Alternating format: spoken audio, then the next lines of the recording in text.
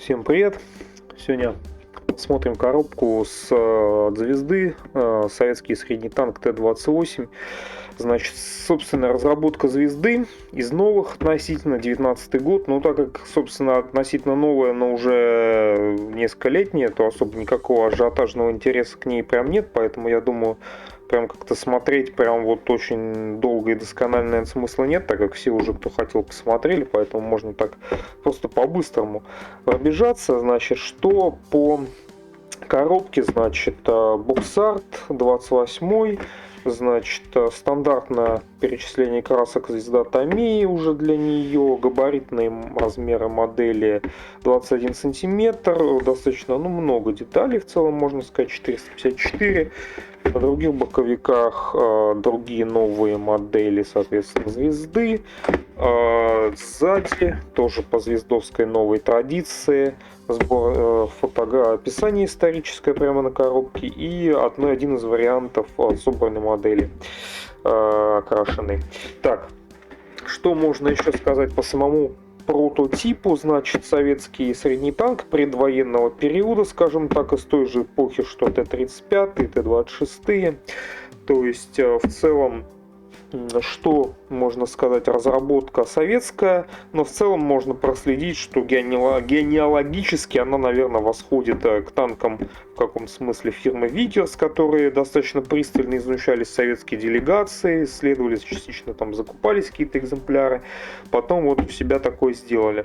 Он, значит, концепция многобашенного танка, которая как бы активно в Советском Союзе применялась до войны, но в принципе начавшаяся Великая Отечественная, она показала, что не особо состоятельная эта концепция. Значит, он похож и внешне, и по вооружениям, и частично детали делится огромные советским Т-35, соответственно, тут такая же башня, такие же башенки, просто на 35-м 4 пулеметных, всего здесь их две, соответственно, трехбашенный этот, пятибашенный Т-35.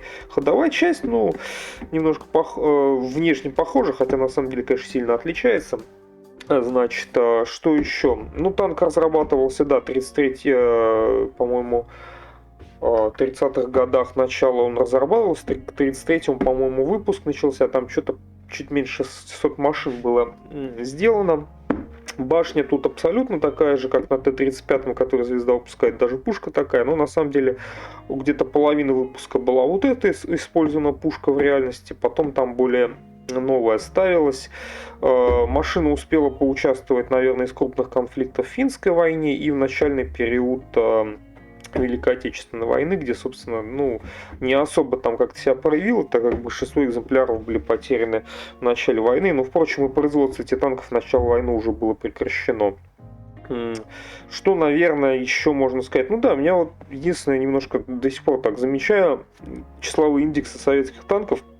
Забавно, как мы сделали оборот, да, Т-26, там, Т каких-то 38-х, 35-х, там.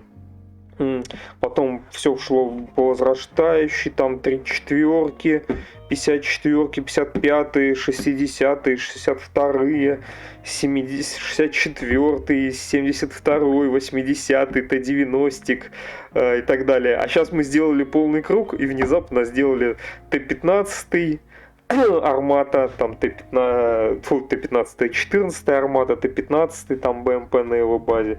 Забавно сделали круг, да, за век, получается, и начали исчисление заново. Но это так, вообще лирическое отвлечение абсолютно. Только в порядке шутки. Так, модель у меня даже запечатана, поэтому будем как первый взгляд делать анбоксинг, то есть, что нас там может ждать неизвестно, то есть, любые приколы. Значит, коробка звезды, вот это их любимая, с боковым, так сказать, извлечением, которое обычно всегда может иметь в себе приколы в виде того, что, вот она вот имеет в себе приколы. Классика. Так, не получилось, я уже знаю технологию, как вытаскивать быстро. Значит, внутренняя с боковой загрузкой. Значит, что у нас тут? Как обычно, точнее не как обычно, как необычно скорее для последних моделей звезды, ванна корпуса в одну деталь у нас сделано. Значит, кстати, вот недавно размышлял о ваннах корпуса, да, почему вот не все сейчас делают в одну деталь. Многие делают звезда, большинство танков делает в несколько деталей. Тamiya делает. Ну, так подумать, помимо того, что экономия, наверное, с другой стороны, вот, если где-то дефект будет, да, в ванне, да, то есть, например, борта завалится, или, не дай бог, винтом, вот ты ее никак не выправишь, да, ванну испорченную. Если многодетальную ванну еще можно как-то там что-то там как-то подогнуть, подкрутить, зашпаклевать в конце концов, да, на готовой модели, то как бы вот испорченную ванну целую с ней ничего не сделаешь. Но тут я смотрю, как бы заваленность бортов ликвидирована, да, она всегда вот есть на таких ваннах цельных. Часто очень тенденция идет к заваливанию бортов внутрь при отливке. Но тут я смотрю, они грамотно сделали вот эти ребра жидкость, которые, по идее, это ликвидировали этот эффект возможный. Ну, детализировано все, в принципе, по-звездовски, нормально, прикольно, клепко. Вроде как снизу должны быть вот, помимо этих, еще достаточно количество... ну, все, я забыл. Там же деталь днища ставится, действительно. Это у нас, собственно, не настоящее днище танка, там будет еще огромная деталь днища. Вот такая вот. Ну, то есть облегчит сборку, на самом деле. Так, что у нас дальше? Значит, один, как обычно, несмотря на масштабы модели, один пакет, огромный достаточно пакет с деталями у звезды. И бумажная часть, где у нас присутствует, собственно, инструкция, предупреждение. Пакетик с прозрачным пластиком, коего тут, собственно, очень мало. Я так понимаю, в основном осветительные приборы. Декарью, тоже очень достаточно маленький. И, собственно, цветная схема окраски на 4 аж целых варианта. Ну, потом посмотрим ее в конце. Так. По традиции, значит, с бумажной части. Очень короткая историческая справка, в принципе, которая дублируется на коробке танка. Что можно сказать? Ну да, финская война, наверное, самый заметный театр военных действий, где этот танк себя именно проявлял. Там, кстати, финнам было, по-моему, около 7 или 10 машин захвачено. Они даже еще на вооружении оставались.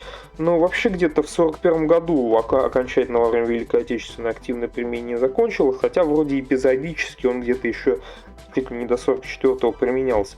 Ну вот такая вот инструкция, значит, буксар. Два варианта нам дают, собственно. По вариантам можно увидеть, что у танка достаточно такая интересная ходовая часть, сложная. Соответственно, нам два варианта дают. Либо открыть ее, вот здесь показать, чтобы, наши труды по ее сборке не пропали в туне. Либо закрыть, собственно, экранами. Ну вот даже не знаю, я лично теряюсь, вроде и ходовая разнообразная, вроде и с экранами как-то прикольно, да. Ну, кстати, вот они еще показывают, что зенитный пулемет тоже можно сделать вариациями. Ну, кстати, танки, вот особенно Великая Отечественная война показала, что с технической частью это большая их проблема. Многие танки были потеряны, например, во время просто из-за технических неисправностей, а даже не, собственно, в бою. Так, ладно, потом раскладка литников, видно, что... Собственно, да, помимо того, я вижу, что на инструкции, да, я пропустил тут еще сетка для МТО, как обычно ее звезда в отсутствии травления полного отсутствия травления своих наборов дает полиэтиленчиком таким. И начинается сборка. Сразу видно, что прям вот начинается с развитой ходовой части. Довольно интересная Т-28 компоновка, которая, кстати, не похожа ни на Т-35, у которого по-другому это как-то сделано, не на Т-26. Тут как вот тележки все прямо начинают к днищу крепиться. То есть это огромная деталь днища, которая отдельно у нас идет. Вот эти все держатели интересные. То есть, ну, посмотри, да? Где такое еще увидишь сейчас? То есть вот куча прям вот деталей и шагов, на самом деле, вот по сборке именно ходовой. То есть ходовая очень какая-то необычная, сложная. Тут еще это все продолжается, значит. Ну, сразу предлагают окрашивать детали, которые, видимо, тяжело будут доступны потом. Значит, тут как бы из таких приколов, что Значит, ставится у нас это самое днище на корпус, то есть достаточно необычная такая схема компоновочная для модели, да, когда днище идет отдельно. Но вот не смогли они, видимо, ну или там для сборки было проще. Вот тут еще сложнее узлы начинаются. Ну, прям весело. Тут, собственно, отдельная единственная задняя часть броневая плита, которая вот единственная у нас дополняет цельную ванну. Ну и передняя тоже тут. Вот куча деталей просто по подвеске, вот это вот все мощно собирается. Ну, выглядит на самом деле пугающе, действительно, конечно, очень сложно это все выглядит. Я вот до сих пор в раздумье, как собирать, с экраном или без экрана, потому что будешь это все собирать несколько дней, а потом просто закроется, вроде как и обидно. Ну, экраны тоже красивые, не знаю. Тут сразу у нас, по-моему, частично я даже не пойму, боковины. Ну да, это как бы ниши под пулеметные башенки отдельно у нас собираются. Вот, собственно, огромный вентилятор радиатора, кстати, очень похожий на Т-35. Ну, Т-35 и Т-28, они внешне, так, знаешь, по компоновке друг друга напоминают. Просто Т-28 он поменьше, средний, да, Т-35 он огромный, а так вот в них что-то есть определенное. То есть там Т-35 тоже такой же огромный вентилятор сзади ставился.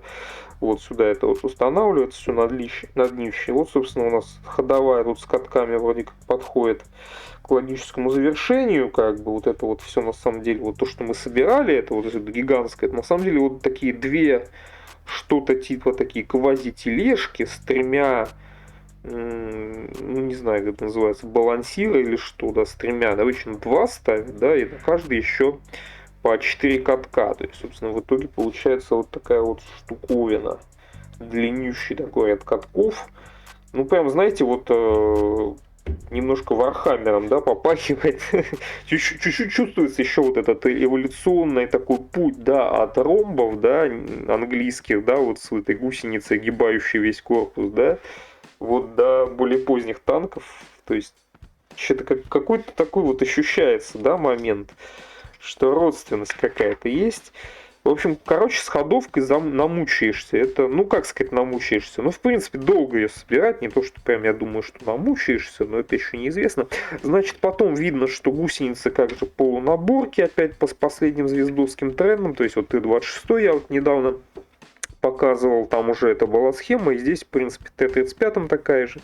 То же самое, то есть, да, маленькие наборные секторы для огибания линейцев и звездочек, да, и, соответственно, большие вот эти уже с отлитым провисом участки, которые как бы собрать, ну, не то чтобы сложно, но единственное, как бы я уже об этом говорил, что, конечно, окрашивать их отдельно связано с некоторой сложностью, так как их теоретически снять можно отдельно покрасить, но это довольно рискованно, потому что все может развалиться.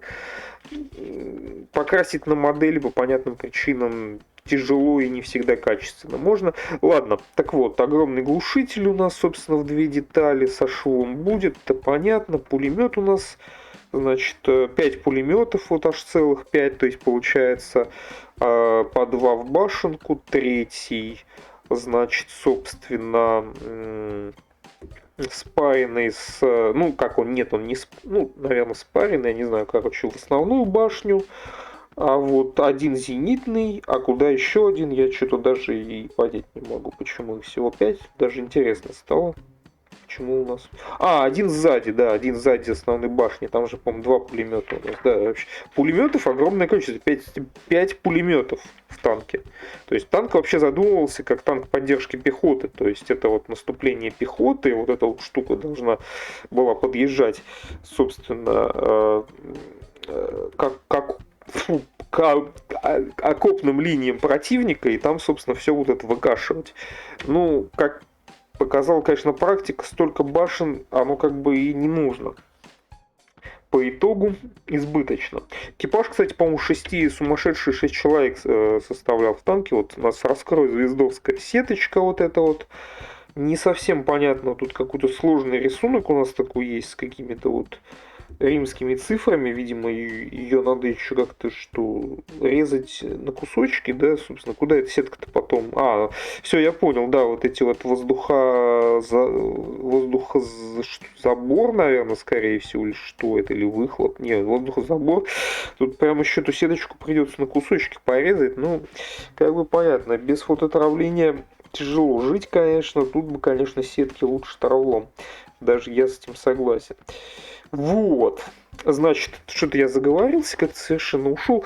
Ладно, собственно, наборные гусянки, глушитель, полки тут же уже предлагают. Ну, опять же, вот полки, да, как возвращаясь к наборной гусенице, да, если ее поставишь сразу и поставишь полки, ну, собственно, уже до гусеницы ты никак нормально не доберешься. Ты ее, скорее всего, уже и собственно, и не снять не сможешь, и подкрасить на модели тоже уже будет проблематично, да, единственное, надеяться на то, что это, собственно, полка там все закрывает. Так что вот полки, опять же, тоже вот сразу не поставишь, придется их как-то потом ставить. Такое дело.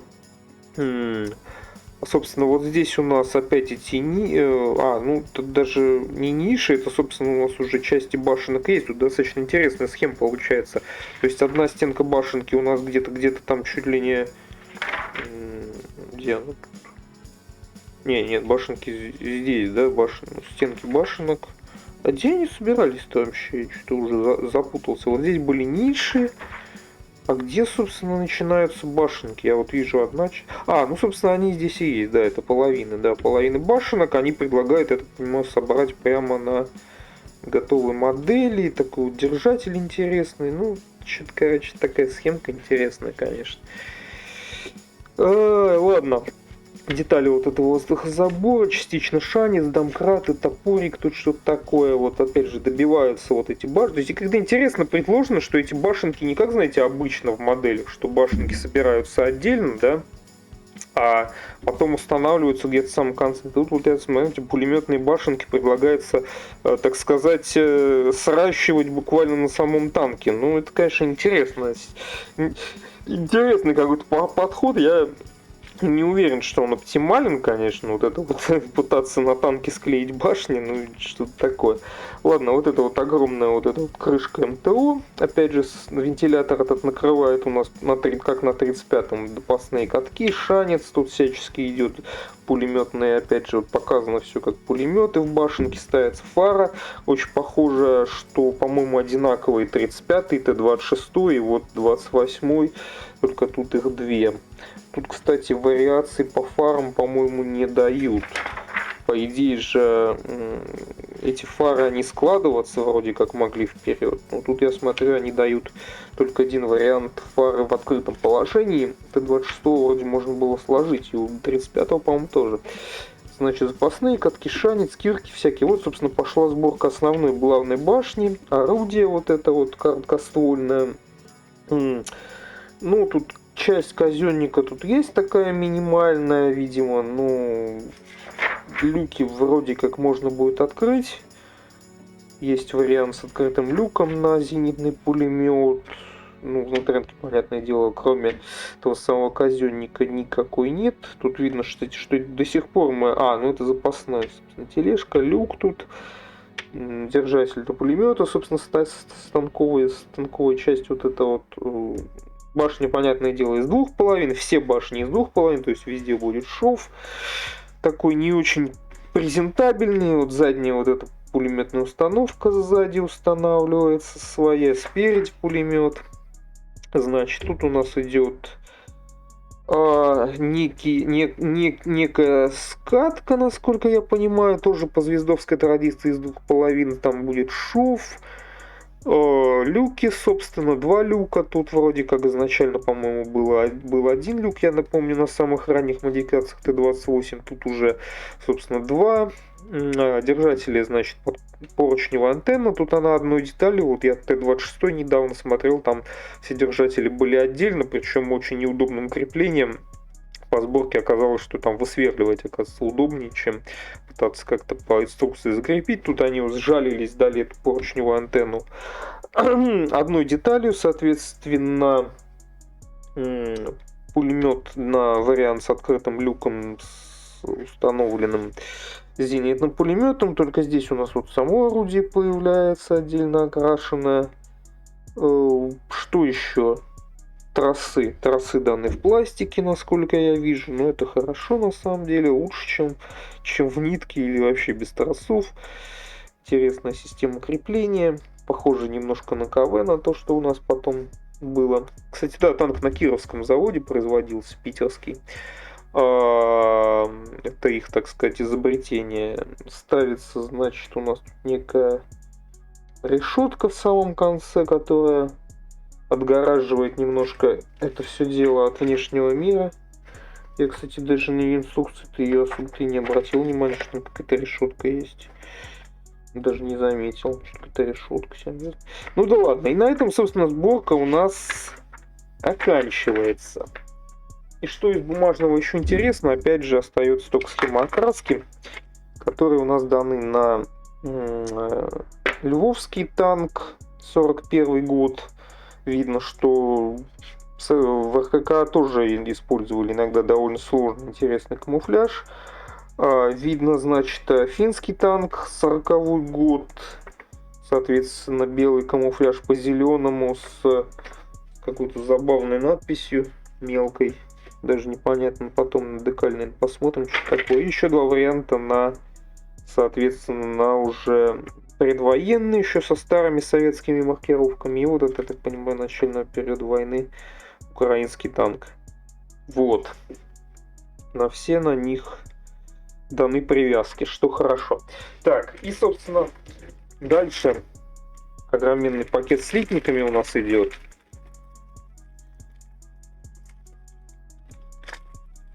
После таких огроменных пакетов, конечно, главная задача потом все обратно упихать.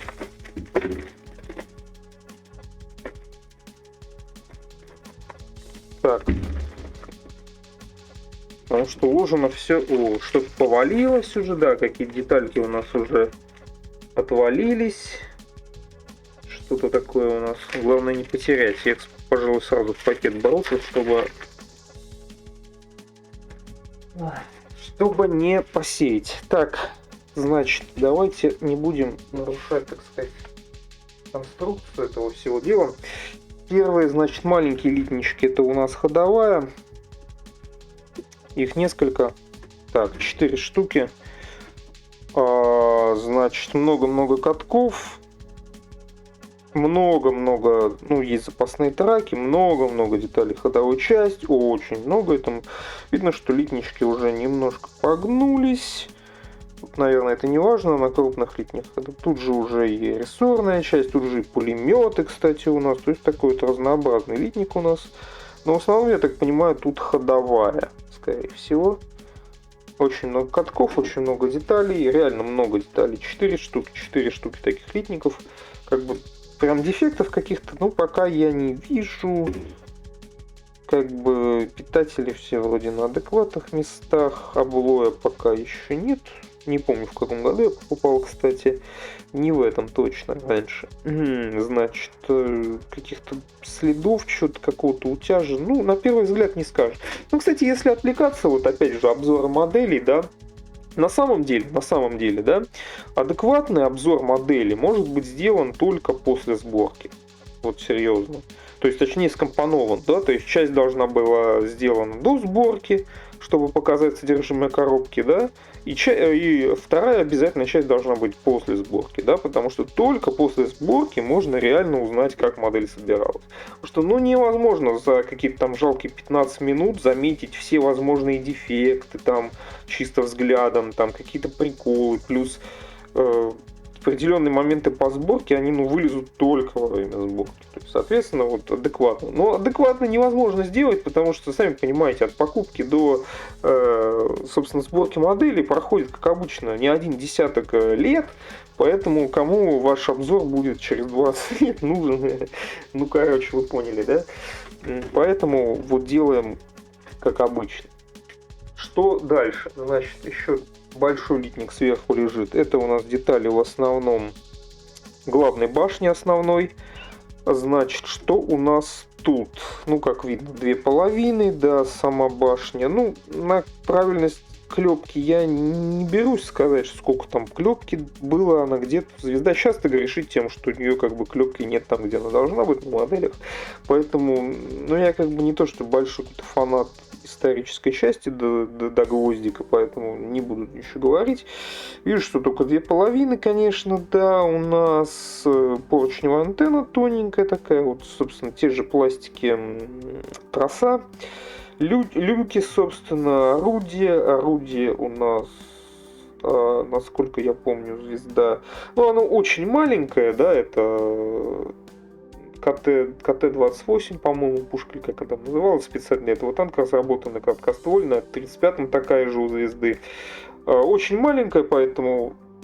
Ну, тут у нас, значит, применена многоразъемность у звезды, как видно. Я так понимаю, звезда, наверное, освоила многоразъемность. То есть, вот видите, у нас примыкали вот сюда вот какие-то части пресс-формы, соответственно, вот отверстие в пушке, которое длиной где-то меньше сантиметра, у нас в наличии. Все круто, технологии. Звезда идет в ногу со временем. Ну, на самом деле, действительно забавно, то есть, ну, по всем приколам многоразъемность, хотя, насколько я вроде как думал, у звезды нет мощностей для многоразъемности, но, наверное, что-то все-таки они могут. Потом два одинаковых литника, значит, опять же, ходовой, только в основном гусеницы, да, как видно, опять же, как сказать, господи, сегментные гусеницы, да, сегментные, с уже отлитым провисом, собственно, звезда практически, да, наверное, на всех своих современных моделях, ну, новых относительно, так делает. Ну, такое, конечно, оно, наборки, конечно, технологичнее, но по ним тоже куча вопросов даже. Ладно, тут прям внезапно еще деталь башенки, тут, соответственно, звездочки, ленивцы, детали вот этих самых тележек, которых там много, они большие, забавные. Вот, собственно, эта деталька откуда отвалилась, судя по всему. Откуда-то отсюда. Значит, что еще? Ну, опять же, дефектов, ну, не вижу. Чисто вот на первый взгляд ничего не бросается в глаза. Все вроде на месте, все адекватно. Собственно, моделька новая. Как бы они дефекты-то пойдут, наверное, через несколько лет только. Когда пресс-формы, собственно, деградируют. Точно такой же литник, опять же, тут вот и колпак фары у нас тоже здесь. Ничего, прям сказать, что очень интересного, да. Вот, самый один из двух больших, огромных литников, значит, это в основном детали кузова, корпуса кузова. Так, собственно, огромные у нас здесь надгусеничные полки. Как бы, так знаете, чисто по взгляду, вот по всем крупным деталям ощущение, что тут какой-то недостаток рельефа есть. Я не очень беру судить, насколько соответствует реальности, ну как-то все немножко все лучненько смотрится. Вот не верится, что на реальном танке уж что-то такое гладкое. Ну, не знаю, не буду сейчас, ладно, лезть с этим. Обе полки, собственно, у нас здесь. Литник, кстати, конечно же, немножко гнутый уже, как можно заметить. Вот на изгиб пошло все это дело. Я надеюсь, единственное, что это не сильно... Ну, полки, кстати, видно, что они, по-моему, уже немножко загнулись. Вот видно. Ну ладно, они тонкие, я надеюсь, их можно будет выправить. Так что гнутость литников, она, как обычно, никуда не девается. Гнутье делается специалистами звезды по-прежнему качественно. Так, значит, крыша основной башни, соответственно, с вот этой характерной вот штамповкой в форме звезды. Я не помню, в 35-м такая была, по-моему, тоже была. Ну, кстати, тем не менее, несмотря на то, что башня, по-моему, одинаковая с Т-35 в основном, но литник используется свой, то есть... Значит, что у нас тут? Насколько я помню свой литник, да? По-моему... Сейчас, кстати, интересный вопрос. Я сейчас вот что-то даже гляну. Вот этот вот литник 3694 у нас на нем написан.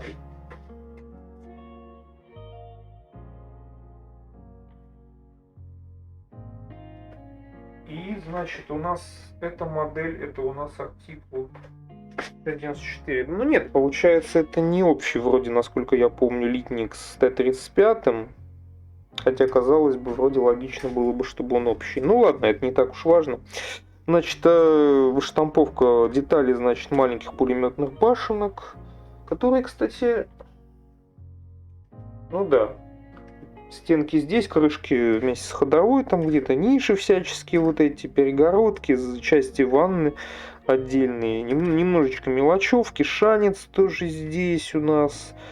Короче говоря, вот все вот оно вот тут вот это вот все крупное здесь. Детали глушителя в две детали, ну, две детали позволяют, собственно, выхлоп сделать трубой, да, а не бревном, поэтому какой-то в этом смысл есть. Маска пушки, насколько я понимаю.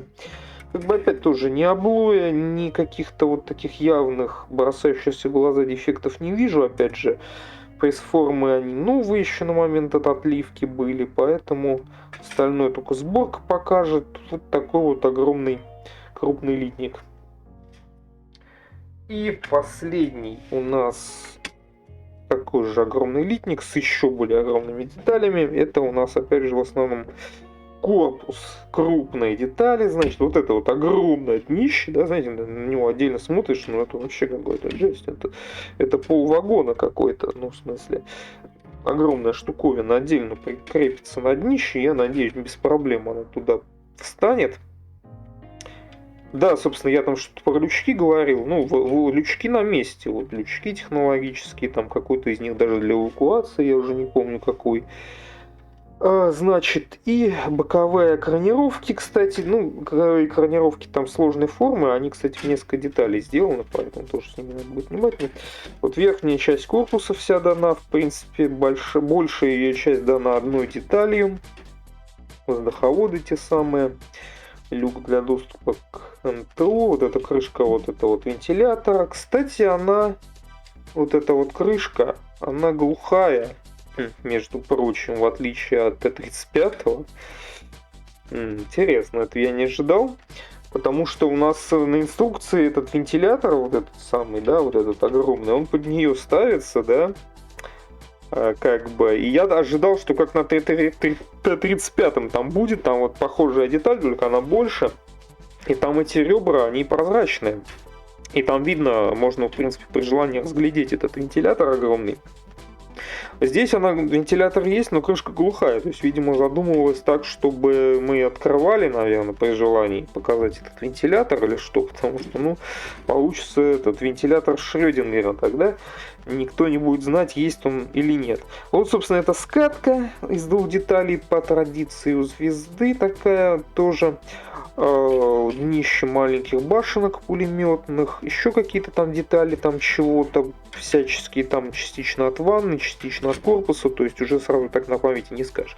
Ну, так вроде бы на изгиб, но что-то, может быть, немножко изогнулось, тут немножко... Этот литник поровнее, чем предыдущий, да, облочек, кстати, есть только на рамках. Следов толкателей на видных местах, ну, звезда уже вроде как давно не делает, по крайней мере, я этого давно не видел в новых моделях, поэтому тут все вроде нормально. Как что по сборке будет, опять же, покажет только сборка, поэтому спекуляции чистой воды, поэтому давайте, наверное, переходить к завершающей части. Литники посмотрели. Вот опять же ванна, опять же возвращаясь к ней, да, потому что ее вначале смотрели вроде тоже всю. Вот у нас вот это вот все, вот это вот все у нас вот сюда встанет. То есть, кстати, то есть вот эта панель нижняя, она шире корпуса, да, то есть на самом деле намного шире. И ходовая часть, она по факту устанавливается, подвесочка вся крепится по факту. То есть вот эта вот полка, да, такая она, то есть катки, получается, снизу этой полки, да, вот это вот здесь пойдут, а тележки сверху. Ну, придумали, конечно, такую систему ходовой подвески, это, конечно, еще надо суметь, но это, собственно, надо понимать, что это заряд советского танкостроения, поэтому там решения были, конечно, частично заимствованные, частично свои, очень интересные, и после всего этого у нас остается буквально вот ничего. Это прозрачные детали, которые, собственно, две фары, насколько я понимаю. Вот эти. В принципе, отлиты, как у звезды, они всегда более-менее адекватно. И, соответственно, листик с декалью. Что же там, кстати, за надпись такая для финского варианта? Сейчас попробую прочитать. Вперед без страха за безопасность нашей Родины. Да, вот. Ну, собственно, финская война. Очень маленькая декалька, но, в принципе, и на вариантах маркировок не то чтобы много. Вот. И на этом, собственно, обзор можно и закончить. Что хочу сказать. Ну, это новая разработка звезды. Они, в принципе, все последние достаточно технологичные, красивые, прикольные. Необычный прототип, потому что, на самом деле, вот, ну, кто знал вообще вот советский довоенный период танкостроения, да, ну, что там такие машины были, они даже в финской войне участвовали. Да никто не знал. Вот, а звезда нам это показывает. Так что будем собирать.